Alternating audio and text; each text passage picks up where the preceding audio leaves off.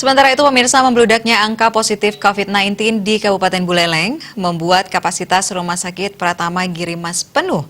Satuan gugus tugas kemudian merujuk 4 PDP yang ada di Buleleng ke RSUP Sanglah Denpasar. Mereka adalah pasien dengan kode PDP 30, PDP 35, PDP 36, dan PDP 37.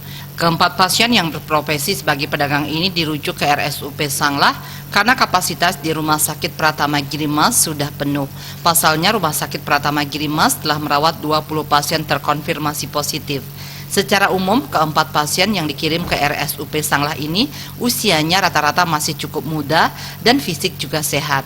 Khusus untuk di ruang Mahotama RSUD Buleleng sudah difokuskan untuk menampung pasien dengan hasil rapid test reaktif.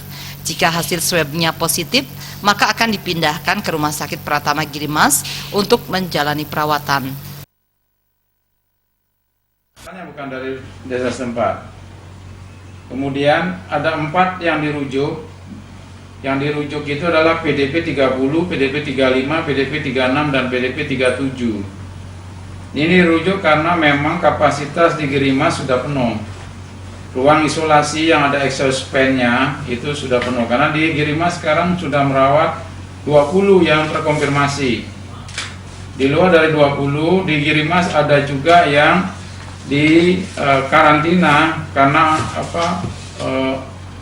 rapid test, yaitu 1 ODP dan 3 OTG. Jadi ada 22 yang di Girimas. Jadi 4 masih rapid test, yang 18 itu sudah swab.